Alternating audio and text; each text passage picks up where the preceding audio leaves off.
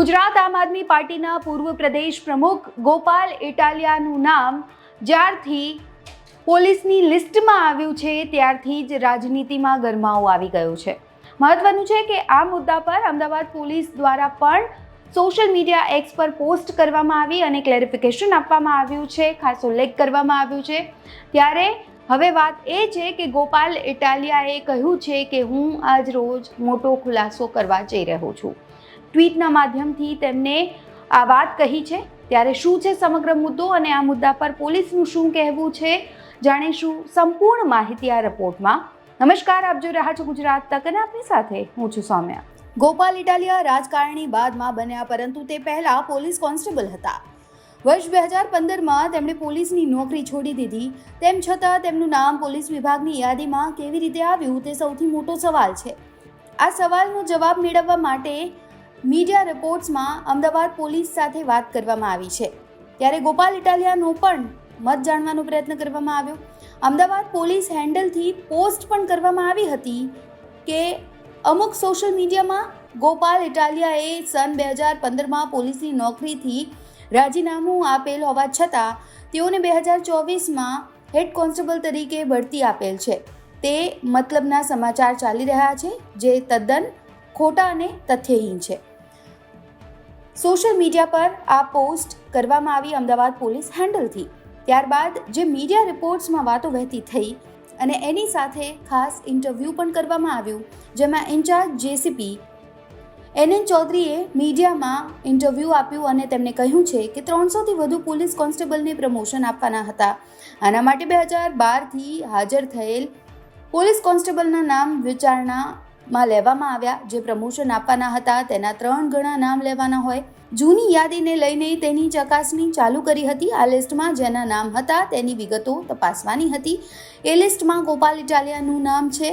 આ સિવાય બીજું કંઈ નથી। જે લોકો ચકાસણીમાં ફિટ નથી થતા તેમના નામ પ્રમોશન માટે નથી લેવાતા। કોઈ વ્યક્તિ પોલીસ વિભાગમાં જોડાય એટલે તેનું નામ દાખલ થાય। એ નામનું લિસ્ટ એટલે પ્રવર્તતા યાદી। પોલીસમાં જે ભરતી થાય તેના નામ પ્રવર્તતા યાદીમાં હોય, પછી ભલે ને તે પોલીસ કર્મચારી રિટાયર્ડ થઈ જાય કે મૃત્યુ પામે। મીડિયામાં આ ઇન્ટરવ્યૂ ઇન્ચાર્જ જેસીપી દ્વારા આપવામાં આવ્યું। ત્યારે મહત્વનું છે કે અમદાવાદ પોલીસે ટ્વીટ કરી ત્યારબાદ ગોપાલ ઇટાલિયા દ્વારા પણ સોશિયલ મીડિયા એક્સ પર પોસ્ટ મૂકવામાં આવી।